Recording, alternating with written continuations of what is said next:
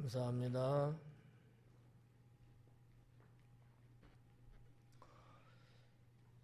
오늘부터는 4장을 강의하겠습니다. 장이 바뀔 때마다 여러분은 어떠세요?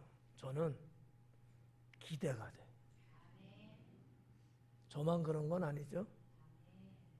그런가 보다. 왜냐하면 학자들이 원래 성경에는 장절 구별은 없어요. 학자들이 잘 보기 좋게 하기 위해서 구별을 했거든요. 그러니까 장을 끊어놓은 거는 그만큼 새로운 어떠한 사건, 새로운 어떤 메시지가 있다 해서 대부분 그렇게 구별을 했어요. 그러니까 3장하고 4장은 또 어떤 의미에서 좀 다른 거예요. 우리가 3장은 계속해서 어떤 제목으로 봤죠? 죄송합니다. 믿음과 영생이라고 하는, 그죠? 요 내용 갖고 우리가 쭉 봤잖아요. 4장도 크게 다르진 않지만 그러나 새로운 사건을 또 제시하면서 그 믿음과 영생이라는 것을 이어져 나가는.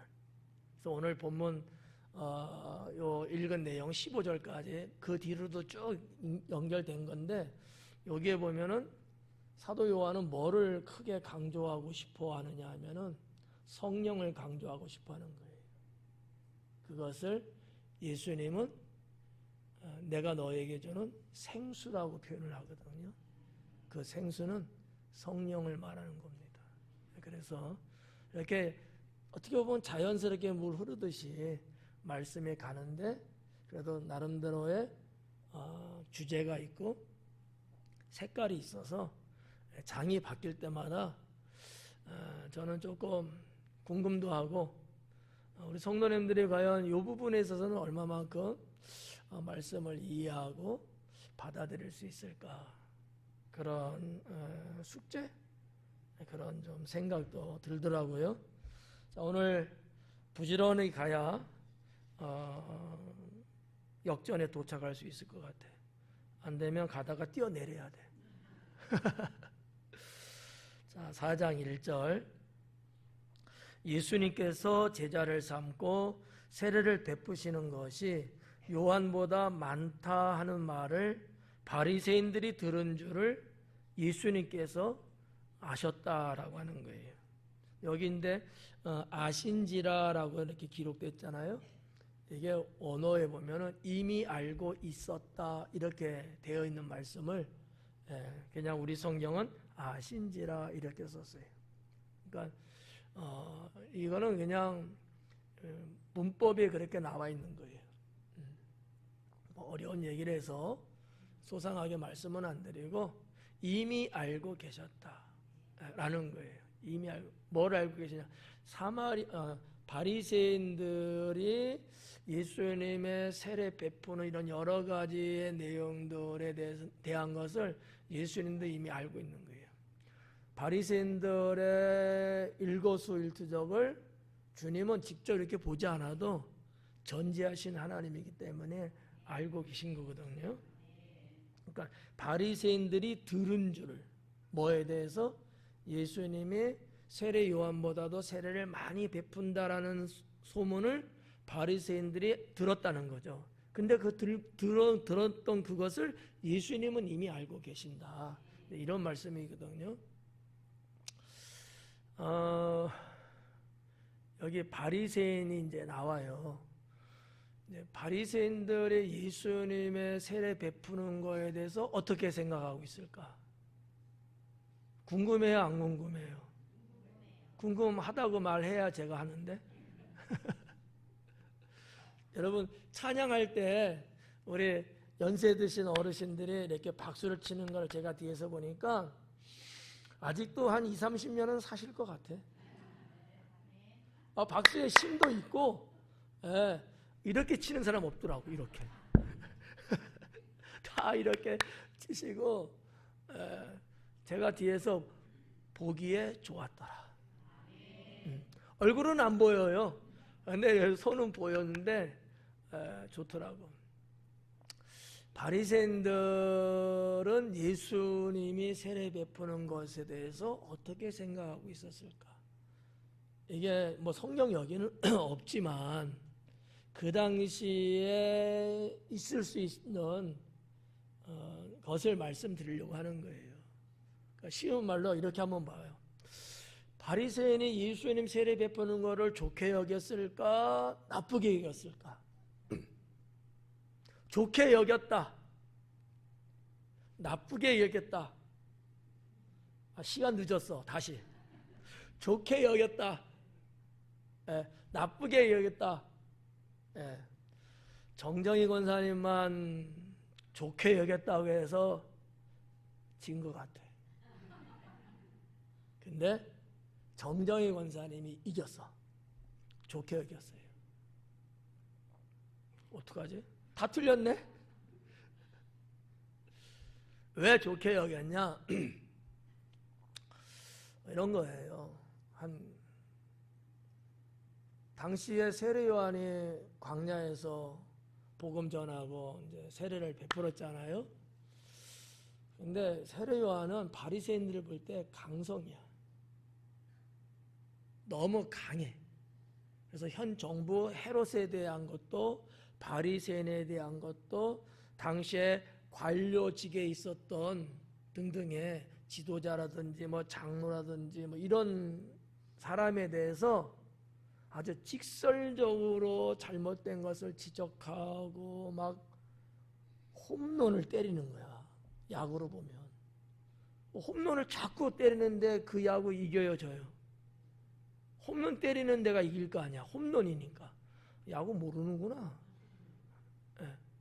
그러니까 바리새인의 입장에서 세례 요한 이 양반 도대체 뭐 하는 사람인데 상당히 불쾌했거든요. 그리고 뭐 결국은 헤롯에 의해서 순교하잖아요. 예수님이 거기에 비해서 짱 나타나갖고 세례를 베푸는 거야. 근데 상황이 어떻게 됐어요? 사람들이 세례 요한 쪽에 많이 몰렸었는데 이게 예수님 쪽으로 많이 몰린 거야. 그럼 우리가 한번 상상 한번 해보자고요. 저거 꼴보기 싫은데 백성들이 저기 많이 몰려가 있는 거야. 막 세례를 많이 받는 거예요. 바리새인들 입장에서 좋아? 나빠? 다시 생각해봐. 좋다고 그러는데 이상해. 자, 세례 요한이 막 세례 베풀려고 하는데 백성들이 그를 많이 가는 거야. 그게 좋은 거야, 나쁜 거야? 바리새인이 볼 때. 오늘 이상하다. 바리새인이 볼 때는 나쁜 거야. 세례 요한이 자기들 막 그냥 냅다 때리고 막 안 좋다고 하고 그러는 사람인데 편이 많잖아요. 그게 안 좋은 거야. 바리새인 입장에서. 그런데 나사렛 예수라는 자도 저기서 제자들과 함께 세례를 베푸는데 모이는 숫자가 더 많다 적다? 더 많은 거야. 그러니까 바리새인이 볼 때 예수님 세례 베푸는 게 좋겠어요? 나쁘겠어요? 좋은 거야. 저쪽 패거리들이 아이 꼴 좋다 봐라 나사렛한테 많이 가니까 좋다고 생각했던 거지. 근데 그 당시만 해도 바리새인들이 예수님을 그렇게 나쁘게 보지 않고 처음에는 우호적이었어요. 그러니까 예수님이 바리새인들한테는 우군이야. 내 편 같은 거야. 그건 얼마나 좋아요. 그런데 예수님이 그런 바리새인들의 마음 그런 것들을 예수님은 좋아했을까요? 안 좋아했을까요? 안 좋아했어. 슬퍼했던 거죠. 이해가요? 여러분 같으면 어떨 것 같아요? 사람들이 나를 좋아해. 여러분이 예수님이라고 했을 때 여러분을 좋아하는 거야. 저 바리새인들이. 동네 사람들이 여러분을 막 좋아하는 거야. 그럼 여러분 기분이 어때요? 좋을 정도겠어? 춤출 정도지? 근데 예수님은 그건 아니었다는 거지. 상황은 그렇게 전개되고 사건은 그렇게 일어나지만 예수님은 이건 아니다라고 본 거야. 왜일까요? 하나님의 뜻을 먼저 생각했던 거죠. 하나님은 세례 요한을 보내셨고 그를 통해서 복음을 전하게 하시고 예수님 메시아의 길을 평탄케 하고 있는 일을 하고 있잖아요. 근데 예수님이라는 분이 자기한테 사람이 많이 오고 바리새인들이 자기한테 우호적이라고 좋게 해준다고 해서 마냥 좋다고 하면 이건 하나님의 뜻하고는 안 맞잖아. 그러니까 예수님은 그런 걸 다 아시고 그분이 하나님이시니까 그거를 기분 좋게 볼 수가 없었던 거죠. 뭐 그런 내용을 좀 여러분이 배경적으로 좀 알고 있으면 이해하는데 조금 낫지 않을까. 바리새인들이 들은 줄을 주께서 아셨는데 3절에 보면은 유대를 떠나서 다시 갈릴리로 가셨대. 인기가 막 절정에 오르고 말이죠. 사람들이 나도 예수님 입장이에요. 나도 지금 복음 전하고 하나님의 말씀을 증거하고 막 이러는데 이게 막 절정에 오르고요. 인기가 막 상승하고 있는 거예요, 지금. 대박 아니에요? 그러면 여기서 1박 2일 있으려고 했다가도 10박 11일 정도는 머물러야 되는 거 아닌가? 오성여 집사님이 끄떡끄떡해서 내가 진행하는가 지금. 근데 예수님은 이건 아니구나. 속히 그 자리를 떠요. 이런 걸 우리가 배워야 되는 거지. 예수님의 그와 같은 아주 깊이가 있는 마음, 그분 같은 이 행위, 이걸 우리가 본받아야 돼. 우리는 뭐 저도 그렇고 아마 여러분도 삐까삐까 할 것 같은데 사람들이 나를 챙겨주고 높여주고 뭐 따라오고 뭐 좋게 하면 그래 제발 헤아치지 마라. 더 오래오래 가자. 이거를 끌고 가고 싶을 거야. 더 끌고 가고 싶을 거야. 근데 주님은 아니시더라. 이런 걸 배워야 된다는 거지. 여러분을 막 누가 막 높여줄 때 더 하고 싶어요? 그만하고 싶어요? 솔직하게. 여러분을 막 높여주는 거야. 여러분이 최고라고 막 이야기해 주는가? 그럴 때 여러분은 그 자리를 더 있고 싶어요? 아니면 빨리 떠나고 싶어요? 더 있고 싶지. 아니라고 하는 사람은 거짓말쟁이야. 더 있고 싶지. 그렇잖아요? 근데 예수님은 아니더라는 거죠. 우리하고는 역시 달라. 이게 어디에서 가능한 거냐? 뭐 때문에 가능한 거냐? 먼저 하나님의 뜻이 무엇인가를 생각하기 때문에 가능하다는 얘기죠. 이제 2개 배운 거예요. 이 바리새인들을 통해서 이런 내용들. 여기 성경의 속속들이 그런 기록은 없지만 그 당시의 상황과 고고학 요세푸스에 기록된 그 옛날의 역사서 이런 것들을 다 이렇게 봤을 때 제가 말씀드린 내용들을 뽑아볼 수 있기 때문에 제가 말씀드리는 거예요. 저도 성경만 갖고는 이런 말씀을 못 드리죠. 그 옛날에 기록한 책들이 있거든요. 예수님 당 그런 거를 보면은 조금씩 이런 흔적이 나와요. 그래서 그런 걸 종합해서 말씀을 이제 드리는 건데, 자 2절에 보니까 예수님께서 친히 세례를 베푸신 것이 아니요 제자들이 베푼 것이라 그래요. 그리고 뭐 했어요? 거기다가 가로를 쳤어요. 맞죠? 자 3장 우리가 하고 왔습니다만 3장 22절에 보니까 3장 22절에 그 후에 예수님께서 제자들과 유대 땅으로 가서 거기 함께 유하시며 세례를 베푸시더라 그랬잖아요. 자 3장 22절에 예수님이 세례를 베푼다 그랬고 4장에 들어와서 역시 1절에도 예수님의 제자들을 삼고 세례를 베풀었다고 말을 했어요. 그리고 2절에 와서는 가로를 치고 예수님이 친히 세례를 베푸신 것은 아니다. 제자들이 베푼 거다. 이렇게 하면서 가로를 딱 쳐놨어. 가로를 왜 쳤냐라는 것을 말씀드리려고 하는 얘기예요. 이게 학자들이 볼 때에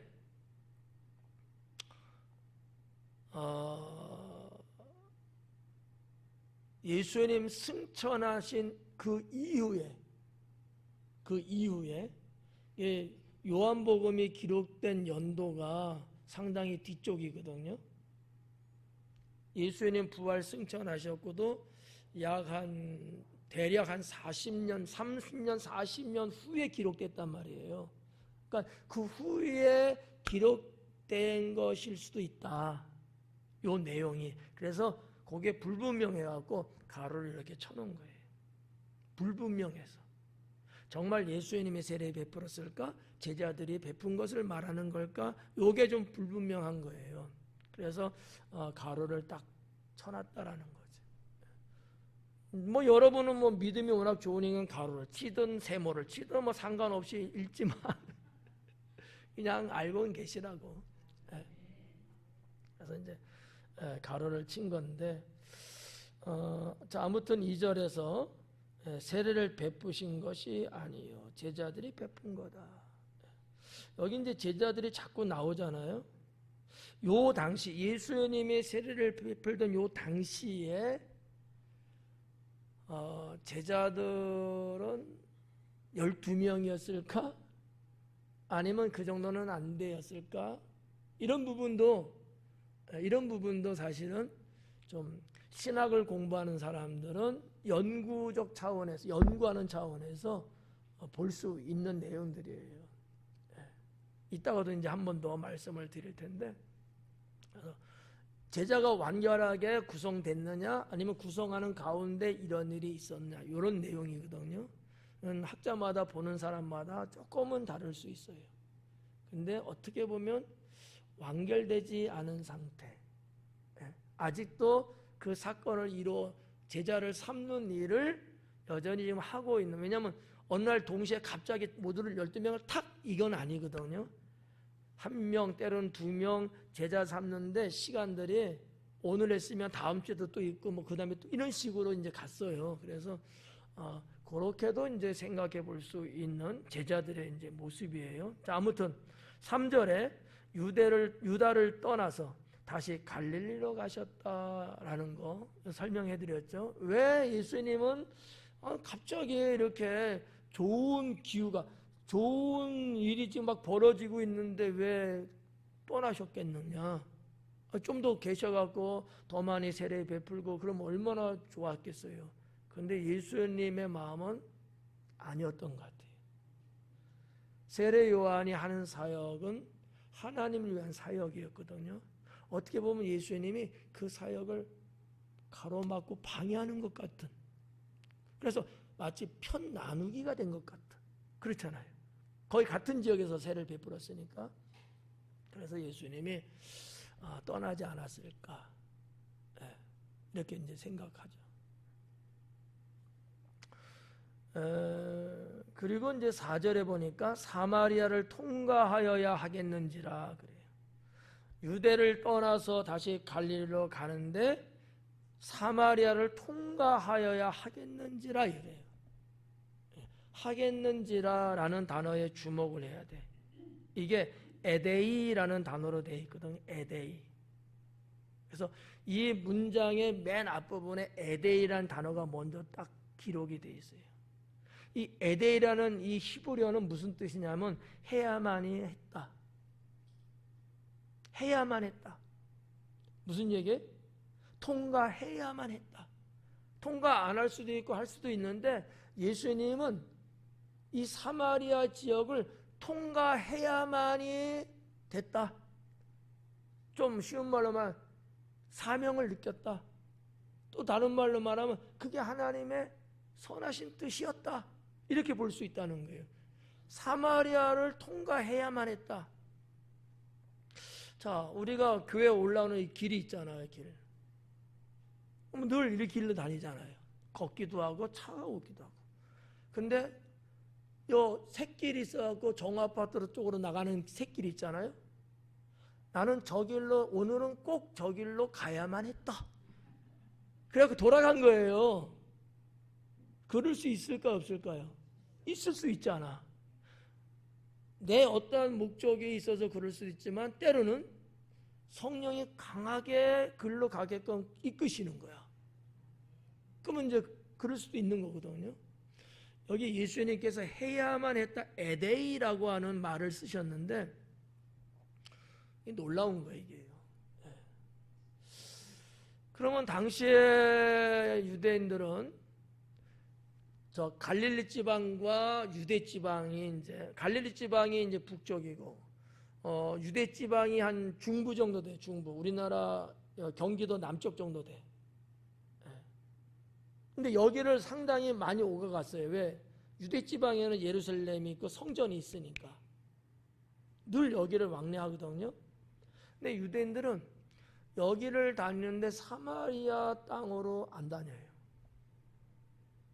돌아서 가. 돌아서 가면 어디로 가야 되냐면 예루살렘에서 나와서 뭐 여리고 쪽으로 약간 뭐 그쪽으로 가든지 좀 더 올라와서 가든지 어쨌든 사마리아 그 경계가 있는데 그 전에 요단강을 건너가 버려요.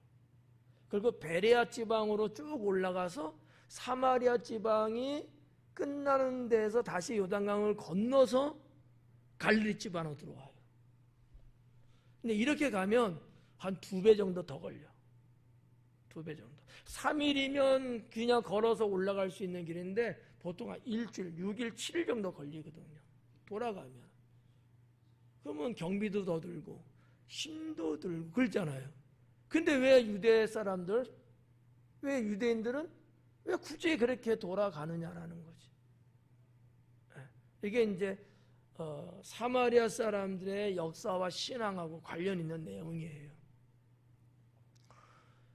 사마리아 이 땅은 구약으로 보면 이제 하나님이 여호수아 때 땅 분배를 하잖아요. 가나안 땅에 이렇게 들어가갖고 가나안 땅 들어가서 땅을 분배해줘 지파들에게. 그런데 이 사마리아라고 하는 지금의 예수님 당시 사마리아와 여기의 땅이 어느 지파의 땅이냐면은 에브라임하고 므낫세의 땅이에요. 이쪽에 이제 여러분이 이렇게 보시면 자 오른쪽 여러분은 이제 왼쪽이겠네. 이쪽이 요단강이에요. 여기에 에브라임 땅이 있어. 그리고 요 바로 옆에 갓지파의 땅이야. 그리고 위쪽으로가 므낫세예요. 근데 사마리아가 이렇게 돼 있거든. 그러면 에브라임과 므낫세는 요셉의 아들이거든. 요셉의 아버지는 누구예요? 야곱이야. 야곱의 아버지는 이삭. 이삭의 아버지는 한승건? 아브라함이잖아요. 지금 사마리아 여인, 우물가에서 만난 사마리아 여인도 지금 이 얘기를 지금 하고 있는 거예요, 밑에서는. 그러니까 이 사마리아라는 이 땅은 야곱이 그의 자식 요셉에게 그 요셉의 자식에게 물려준 땅이에요. 이거를 여호수아가 가나안 들어갔을 때 땅을 분배했던가 그렇게. 예. 그러면 그 땅은 어차피 이스라엘 지파의 땅이잖아요. 그런데 왜 비켜가냐 이거지. 왜 비켜가냐 이거지. 여전히 같은 혈족, 같은 민족의 땅인데 이유가 있다라는 거죠. 자, 이유는 한 700년 정도로 거슬러 올라가서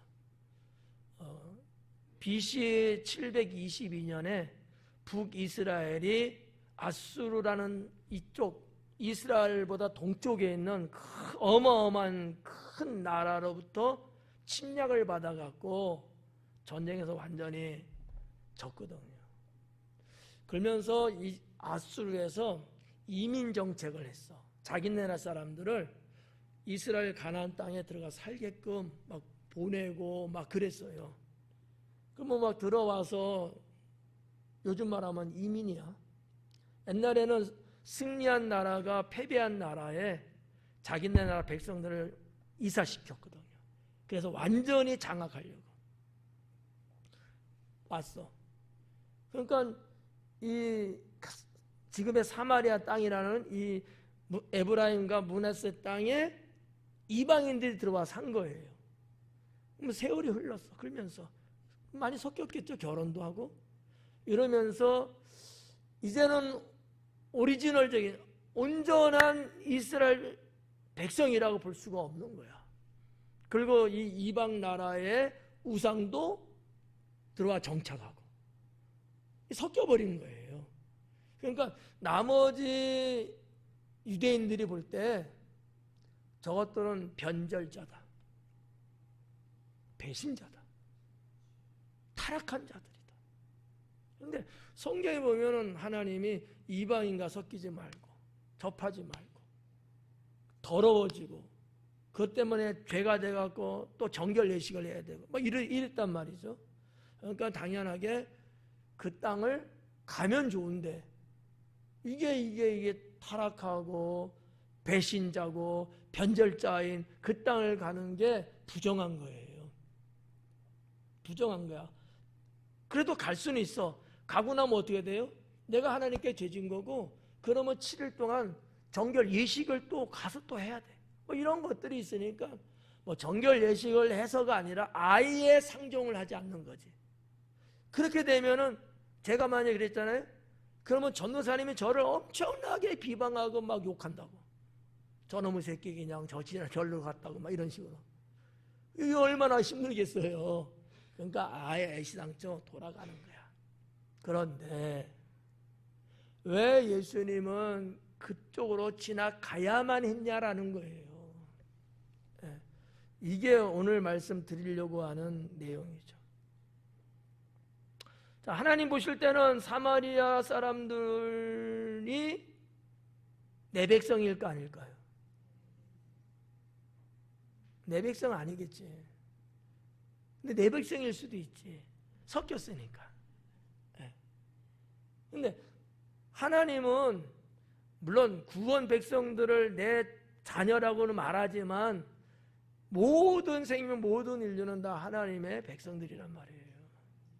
그렇지 않으면 뭐하러 구원하려고 그래? 그렇잖아요. 구원에 대한 얘기가 뭐야? 쉬운 말로 운동에 빠진 거 건져주는 거고 죽으려는 사람 살려주는 거고 뭐 이런 게 구원했다 그런 거잖아요. 그러니까 하나님의 관점에서 볼 때는요 이게 필요했던 거예요. 예수님 그걸 아신 거지. 이걸 좀 신학적으로 말하면 신적 필요성 이렇게 말할 수 있어요. 사람에게는 아니지만 사람 난 싫어 절로 돌아갈까 이러지만 하나님 볼 때는 사마리아에게 복음이 필요하고 구원이 필요했기 때문에 하나님에게는 필요했던 거예요. 좀 어려운 얘기일 수도 있고 쉬운 얘기일 수도 있는데 자 제가 말씀드렸어요. 신적 필요성이에요. 하나님에게는 필요해. 근데 그 하나님의 필요함이 인간인 내가 볼 때는 필연성이라는 거지. 필요와 필요는 달라요. 필요는 어떻게 하다 보니까 해야 되는데 그 필요야. 필요는 그렇게 되게끔 되어 있는 게 필연이에요. 이방인이고 뭐 아시리아 사람이든 혼혈된 사람이든 뭐가 됐든 간에 지금 잘못된 길로 걸어가고 있는 사마리아 사람들을 구원시켜야 되는 것이 하나님에게 너무 필요했던 거야. 근데 그 복음을 위해서 이 땅에 오신 예수님의 입장에서는 필연적인 거야 이거. 이거는 내가 메시아로 봤는데 저것도 싫어 그럼 나도 똑같이 돌아가? 이건 아닌 거예요. 메시아로서 그러면 안 되는 거예요. 그래서 필연성이다 라고 말씀드리는 거예요. 구분 가시죠? 필요는 배고픈데 먹어요. 뭐 하는데 이게 필요하지? 그래서 필요해 그냥. 필연을 아냐. 해야만이 하는 거야 이거. 내가 싫어도 그렇게 되게끔 돼 있어. 요거 구분하시면 돼요. 평소에도. 그래서 예수님은 4절에 사마리아를 통과하여야 하겠는지라 해야만 했다. 해야만 했다. 복음 전해야 되니까. 그 사건에 사마리아 여인을 만나는 일이 벌어집니다. 우연일까요? 필요일까요? 필연일까요? 필연이에요. 하나님이 만나게끔 하신 거야. 여러분 이제는 실력이 대단해졌는데 자, 이 정도 보고 넘어갈게요. 자, 5절에 사마리아를 통과하여야 하겠는지라 5절에 사마리아에 있는 수가라는 동네에 이르시니 야곱이 그 아들 요셉에게 준 땅이 가깝고, 야곱이 그 아들 요셉에게 준 땅, 아까 말씀드린 거예요. 근데 여기 지금 보면은 하나의 동네가 나오죠. 수가라는 동네. 수가. 정확하게 어딘지는 잘 알 수는 없지만 어떤 이들은 이게 조금 헷갈려 갖고 세겜 땅과 수가 땅이 같은 것이다라고 말하는 사람도 있고, 아니다, 같지는 않다, 이렇게 말하는 사람도 있어요. 근데 뭐 같다고 봐도 되고 뭐 좀 틀리다고 봐도 되긴 돼. 왜냐하면 거의 붙어 있는 동네야. 이 수가라는 동네는 지금도 그 지역에 가면 아스카라는 동네가 있어요. 아스카. 거기가 수가라는 데거든. 그리고 그 수가라는 데가 이렇게 이제 이렇게 있으면은 이쪽에 에발타라는 동네가 있어요. 그게 세검이야. 그 이쪽에 보면 나블로스라는 동네가 있어요. 이건 커. 나블로스라는 지금이에요. 지금 나블로스라는 데는 큰 도시예요.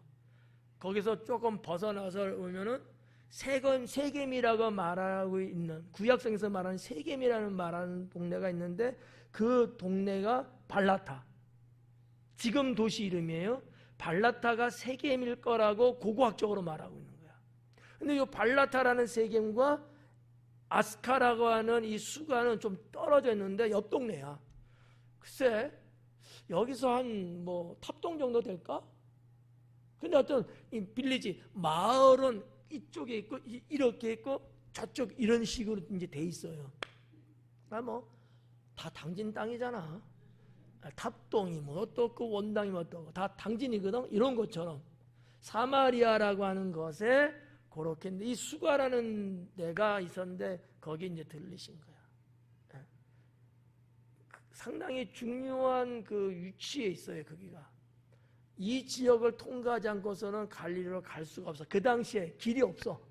그러니까 모두가 다 요단강 옆길로 해서 올라가는데 쭉 올라가다 보면은 세겜 땅을 거쳐서 가는 거지. 여기에 기가 막힌 그 성경에 나오는 그 뭐랄까 지명들이 많이 있어요. 뭐 야곱의 운물이라든지 또 요셉의 시신 무덤도 여기 있어. 이런 거 다 이야기하면 2시에 가야 돼. 2시에. 그 요셉이 자기의 시신을 매장지를 애굽 땅에 묻지 말고 내 고향 그게 어디야? 여기 수가라는 데예요. 세겜 땅에 묻어달라는 거거든요. 그래서 성경 구약에 보면 세겜 땅이 상당히 중요한 장소로 나와. 여기에서 야곱도 그렇고 여호와 이름을 불렀던 장소이기도 하고 하나님이 약속해서 다시 돌아가게 했던 땅도 세겜 땅이고 이 세겜의 역사가 커요. 야곱의 딸 디나가 사건을 당해가 그게 여기 세겜이고 하여튼 뭐 등등으로 세겜이라는 동네. 지금도 그 나블로스라는 데를 중심으로 해서 약간 옆 동네 이런 데 다 치면 상당히 큰 동네예요. 사람도 많이 살고요. 근데 성지순례 가면 그 길 안 가더라고. 가면 참 좋을 텐데. 거기가 그리심산과 에벨산 사이에 있는 마을이거든요. 여러분들도 이제 성경을 읽으시고 이제 그랬으니까 그리심산 위쪽에 에발산 요 중간 사이에서 산과 산 사이에 마을을 형성하고 있고 오른쪽엔 요단강이 흐르고 위쪽에는 지난번에 봤던 에논 물샘이 많이 또 이렇게 있고 그러니까 이스라엘의 그 지리를 보면은 아주 비옥한 곳이에요. 그러니 사람들이 그 옛날에도 거기들 많이 모여 살 수밖에 없죠. 예수님도 이제 그 마을로 이제 들어가신 거죠. 이 수가라는 데는 이제 그런 동네다. 이렇게 이제 보시면 돼요. 아스카라는 지금의 동네 이름과 수가라는 데는 같은 걸다라고 보는 거죠. 그러니까 수가라는 동네에 이르시니 야곱이 그 아들 요셉에게 준 땅이 가깝다. 야곱이 요셉에게 준 땅이 가깝다. 세겜 땅을 줬거든요. 가까운 거예요. 저기 이 정도 한 뭐 거리가 정말 가깝지. 그러면 수가라는 땅하고 가까운 야곱이 요셉에 준 땅은 어디다? 세겜이에요. 그기가 세겜하고 가까운 그러한 땅에 수가다 이렇게 보시면 되고요. 자, 여기서 이제 이 사마리아라는 단어가 5절에 나와요. 사마리아에 있는 수가라는 동네. 이 사마리아라는 말은 히브리어로 쇼메론이라는 단어거든요. 쇼메론. 이 쇼메론이라는 단어는 망보는 언덕이라는 뜻을 갖고 있는데, 유대인들은요 이 단어, 이걸 경멸적인 장소라고도 여기고 있어요. 그러니까 사마리아 자체를 거부하고 싫어하는 거야. 경멸적이에요. 그러니까 이 사마리아 여인들도 예수님한테 그런 대화를 하거든요. 어떻게 당신 유대인인데 사마리아 여자한테 어떻게 그럴 수 있냐 이러잖아요. 예. 왜냐하면 유대인은 사마리아는 사람들 개처럼 여겼거든. 여러분 집에서 기르는 그 좋은 개 말고 막 크는 똥개가 뛰는 거, 그 정도로 경멸했단 말이지. 이 쇼메르란 히브리어가 바로 그거예요. 경멸적인 뉘앙스로 그 말을 썼어요. 이 쇼메론. 이렇게. 그러니까 이게 참 그래. 사마리아 사람들 입장에서는 너무 슬픈 이야기죠. 내가 그랬어? 우리 조상이라고 뭐 우리나라가 연약해갖고 침략당해서 뭐 이렇게 된 거지 뭐 내 잘못이야 뭐 이럴 수 있잖아요. 아무튼 이런 역사적인 것과 종교적인 것이 다 여기에 있고, 이 부분이 무너져갖고 지금까지도 사마리아 사람들하고 관계가 안 좋잖아. 뭐 서안지고 가자지고 이게 다 누구예요? 다 이런 거슬러 올라가면 에서의 후손들이고 말이지. 참 그래요. 자, 넘어갈게요. 거기 보니까 야곱의 6절에 거기 또 야곱의 운물이 있더라. 지금도 여러분 이제 혹시나 뭐 볼지 안 볼지는 모르지만 구글 지도에서 딱 가서 보면요, 야곱의 운물이 지금도 표기되어 있어요. 요셉의 무덤도 있고요. 표시가 돼 있어요, 이렇게. 아직까지 존재하고 있다는 얘기죠. 야곱의 운물이 있더라. 예, 운물이라고 이제 번역되는데, 운물이라고 해도 되고요, 샘이라고 번역하는 게 뭐 맞을 수도 있고, 근본적으로는 샘이에요. 근데 그 샘이 운물의 역할을 하고 있는 거죠. 그래서 이제 여기 이제 운물에 있더라 이렇게 기록했는데, 이 운물이, 이 샘이 상당히 깊어요. 깊이가. 이게 과학적으로 측량했는데 그 깊이가 어느 정도냐? 30.5m. 30.5m. 그러면은 이런 아파트 건물로 따지면 한 8층 정도 되는. 요즘은 옛날 같으면 3m였는데 지금 한 3.3m 정도 잡아요. 한 층당. 옛날로 말하면 3m니까 한 층이 10층 되는 깊이. 우리 이 교회가, 우리 교회 말하면 되겠다. 우리 교회가 이게 옥상서부터 하면 한 15m 돼요? 2배야, 2배. 샘이 상당히 깊은 거죠. 거기서 샘이 물이 끓이지 않고 계속 솟아오르는 거예요. 계속 올라오는 거야. 그게 야곱의 샘물, 운물이 있더라. 예수님께서 길 가시다가 피곤하여 운물 곁에 그대로 앉으시니, 피곤하여 또는 좀 원어적으로 보면 지쳐서, 예수님이 지치신 거야. 지쳤어. 뭐 비슷한 말이죠. 피곤하다, 지쳤다. 지쳐서 길 가시다가 지쳤어요. 너무 힘들었던 것 같아. 왜냐하면 예루살렘에서 쭉 타고 올라갔으니까 한 하루 반나절 정도, 거의 이틀 정도는 계속해서 갔을 거예요. 그러니까 또 낮에 또 걸어가죠. 밤에 움직이면 괜찮은데 때학변 낮에 계속 그 걸어서 가시니까 힘들죠. 피곤하여 운물 곁에 그대로 앉으시니, 아마 한국말로 표현하면 털푸덕 앉으신 거야. 예수님 그 옷 더러워져요. 신경 쓸 거 없지. 그냥 너무 힘드니까 철퍼덕 그냥 앉으신 거지. 때가 6시쯤 되었더라 그래요. 자, 이스라엘의 6시면 제가 뭐라고 말씀드렸죠? 어떤 때라고? 또 실수했다. 괜히 물어봤네. 해가 질 무렵. 새벽 6시는 해가 뜰 무렵, 저녁 6시는 해가 질 무렵. 근데 좀 말이 조금 이상해요. 그러니까 로마식의 시간법, 현대의 시간법은 이 지금 6시는 저녁 6시가 맞아요. 근데 히브리식 6시는 아니에요. 정오를 말하고 있는 거예요. 정오. 그 근거가 또 좀 있죠. 그래서 학자마다 좀 달라요. 이거를 저녁 6시로 보는 사람도 있을 수 있고 낮 12시로 보는 사람도 있는데 저는 12시 쪽이 좀 가까워요.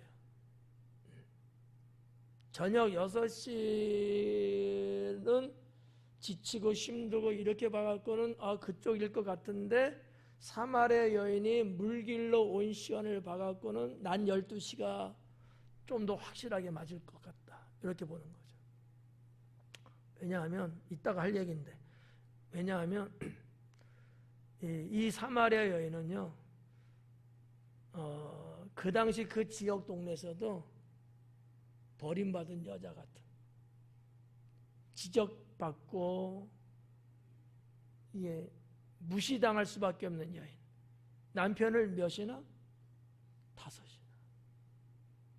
그러니까 이게 한 여인으로서 인정받지 못할 정도로 부족한 거였어요. 그래서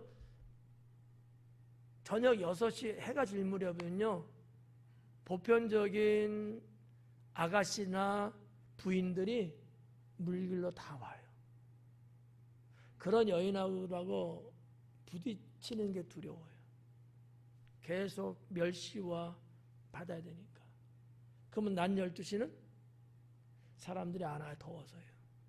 그때를 선택해서 나와서 물을 길는 거야.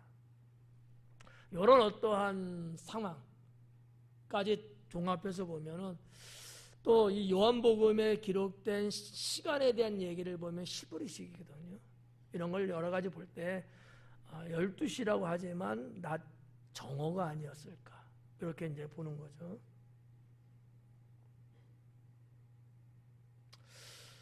어, 7절에 보니까 사마리아 여자 한 사람이 물을 기르러 왔음에 예수님께서 물을 좀 달라 하시니 그래요. 여기 사마리아 여자 한 사람, 이 여자라는 단어가 귀네라고 하는 단어거든요. 요거는 특히 부인을 이야기할 때 거의 쓰는 용어 단어예요. 귀네. 퀴리 부인 이런 거 말고 귀네. 귀네라는 히브리어가 그냥 여자를 말할 때도 말할 수 있지만 거의 안 쓰고 부인들에게 쓰는 용어로 많이 썼던 용어이기 때문에 이 사마리아 여자는 그 밑에서도 우리가 알 수 있지만 이미 결혼을 하고 있는 한 여인이잖아요. 예수님께서 물을 좀 달라 하시니 그래요. 이는 제자들이 먹을 것을 사러 그 동네에 들어갔음이로라. 자, 여기서 한 두 가지만 볼게요. 자, 예수님께서 물을 좀 달라 하십니다. 제가 볼 때 목사님, 아니죠. 예수님이 목이 상당히 가랬을까, 목말랐을까, 그건 분명해요. 그 뜨거운 태양열에서 계속 움직여 갔기 때문에 그랬을 거예요. 뭐 물주머니를 가지고 갔지만 그게 아마 동났을 수 있고, 그런데 저는 예수님이 물길로 온 여인에게 말을 걸기 위해서 가장 편하게 말 걸 수 있는 방법이 뭘까? 예수님은 어떻게 보면 이 사마리아 여인이 볼 때는 나그네거든요. 지나가는 사마리아 그 지역 사람 아니니까 나그네거든요. 그러면 유대인이든 사마리아 사람이든 대부분 다 나그네 대선 후예요. 그러니까 말 붙이기가 쉬운 거야. 나에게 물 좀 달라 라는 거. 아주 자연스러운 거고요. 그런데 저는 여기에 덧붙여서 예수님의 의도적인 이야기가 아니었을까. 이 사마리아 여인 만난 거, 아까 처음에 말씀해 사마리아 여인을 만난 것이 그냥 어떻게 하다 보니까 뭐 타임이 맞아서 만났다 이거 아니라는 거지. 하나님의 계획된 계획 속에 있었던 거예요. 필연적인 거죠. 그래서 예수님이 던진 거야. 자, 이런 걸 보면서 저는 우리 성도님들 같이 신앙생활하고 목회를 하면서 때로는 제가 의도적으로 여러분에게 어떠한 봉사를 요구할 때가 있어요. 집사님 이거 좀 하실 수 있어요? 집사님, 권사님 이거 해야 되는데 어떡하죠? 이렇게 다른 사람이 해도 되고 그냥 제가 해도 돼요. 근데 그게 아니고 일부러 제가 이렇게 말을 건네는 거예요. 왜 그러겠어요? 주님 앞에 서라고 하는 거예요. 예수님이 사마리아 여인에게 물을 달라고 한 것은 단지 이 생물학적으로 목이 말라서 달라고 한 것도 있을 수 있지만 그것보다는 그 여인을 통해서 메시아를 알리고 사마리아 그 땅 수가성의 복음을 전하는 이런 하나님의 관점에서 하셨다라는 거지. 목사도 마찬가지예요. 성도 여러분들을 인도하고 양육하는데 때로는 의도적으로 제가 봉사를 요구하고 어떤 할 일거리를 제가 이렇게 말씀드릴 때 있거든. 여러분들은 모르죠. 뭐 그래야 되는 줄 알고 하시는 거죠. 저는 그건 아니에요. 이분이 지금 이거를 주님 앞에 함으로 인해서 하나님과의 관계가 회복되고 주님의 은혜를 입을 수 있는 기회를 얻게 하기 위해서 목사는 하는 거예요. 이런 게 만약에 목사에게 없다면 목사라고 보기는 좀 그렇죠. 영적인 걸 못 보고 있는 거니까. 성도들은 그런 면에서 어떤 분은 지금 이때 이분은 이게 필요하고 저분은 언제 저게 필요하고 이게 보인단 말이에요. 근데 그냥 하면은 이게 자연스럽지가 못해. 하나님 앞에 어떠한 자리를 만들어줘서 본인이 그것을 하게끔 하면 상당히 좋은 거죠. 네. 그래서 때로는 뭐 교회 사역도 권면해서 하게끔 하고 이제 이러는 거거든요. 예수님의 이날의 이 사건은 저는 그렇게 보고 싶어요. 봉사를 요구하잖아요. 영혼을 부르기 위한 예수님의 계산적인 거예요. 이거를 저는 은혜라고 보는 거죠. 은혜다. 근데 만약에 사마리아 여인이 별놈다 보겠네. 지가 없다 먹지. 이랬으면 하나님의 찾아온 그 은혜는 없는 거죠. 그런데 고깝게 본 게 아니고 대화를 통해서 이분이 그러면 우리가 바라고 있던 메시아인가? 라고 받아들여서 동네 뛰어들어가고 복음 전하잖아요. 은혜죠.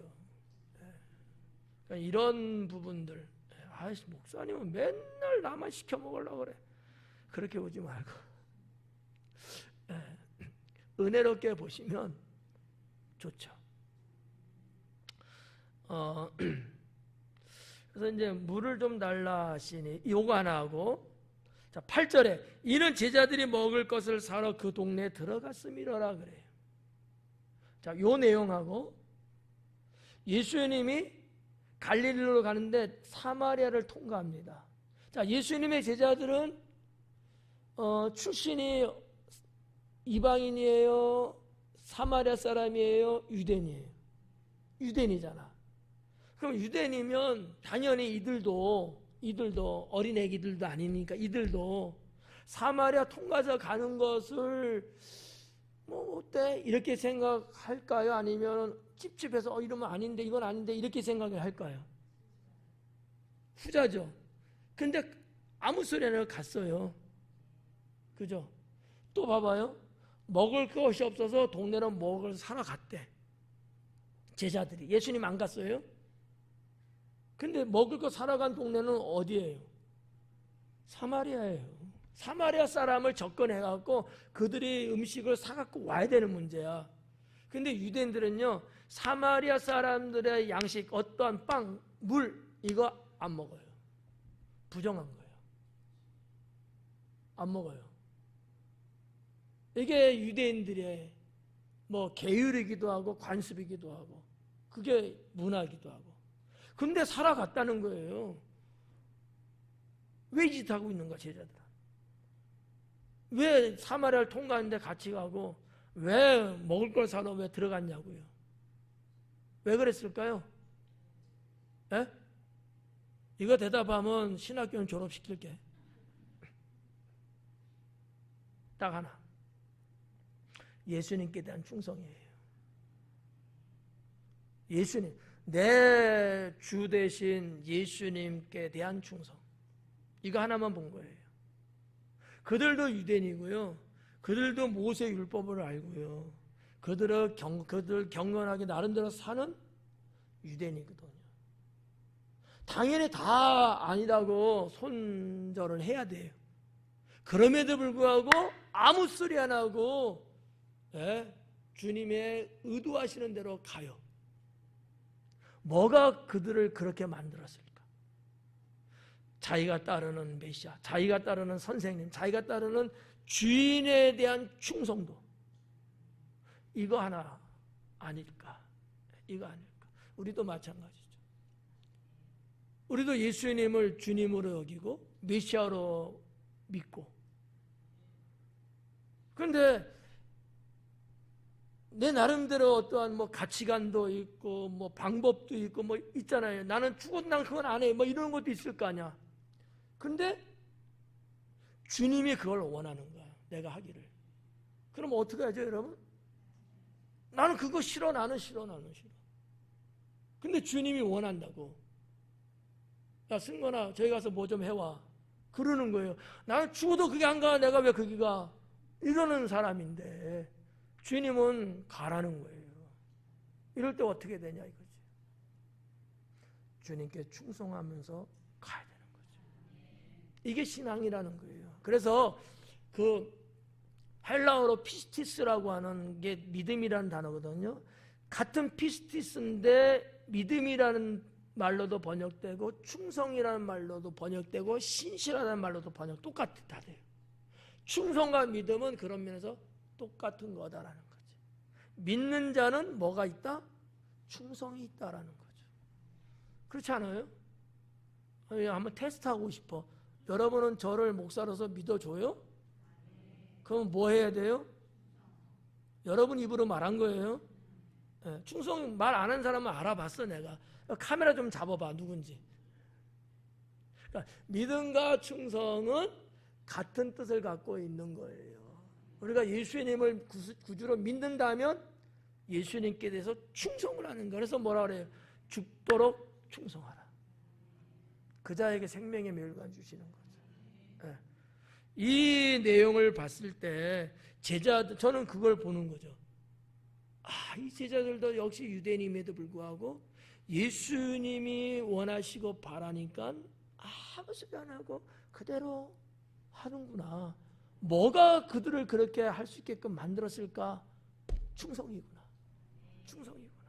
그러니까 나중에 여러분 마가다락방에서 성령 받고 순교까지 가잖아요. 충성하는 자만이 가능한 거거든요. 이게 신앙이죠. 이게. 반토막인데 끝내야 되겠죠. 12시 10분, 8분 가고 있네. 너무나 소상하게 했나? 다음 주에 하죠.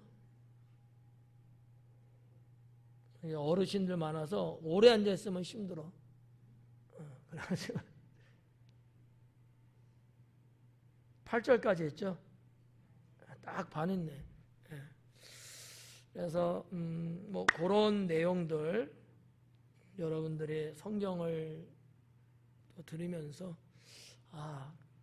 그게 신앙이고 우리가 그렇게 살아야겠고 이런 부분도 중요한 거 몇 가지 했어요. 필연성적인 문제라든지. 그래서 저나 여러분이나 하나님 잘 믿고 결론을 하나만 말씀드리고 마칠게요. 성경 내용은 아닌데 사탄이에요. 현대사회의 사탄이 구원받은 성도들을 멸망케 하는 방법이 있다. 그게 뭘까? 성경을 못 읽게 하는 것이다. 기도를 못하게 하는 게 아니고 성경을 못 읽게 하고 있다. 기도보다 성경은요 훨씬 더 우위에 있는 거예요. 더 근본적인 거야. 왜? 그 성경은 하나님이고 하나님 말씀이니까. 근데 이 성경을 못 읽게요. 바쁘다, 힘들다, 어쩌다 성경을 못 읽게. 여러분 자화자찬이지만 우리 교회 성도님들처럼 성경을 읽는 교회가 거의 없어요. 우리는 거의 다 한두 사람 빼고는 우리는 다 성경을 읽거든. 쉽지 않아요. 하나님 잘 믿지. 근데 성경은 안 읽어. 왜? 바빠서.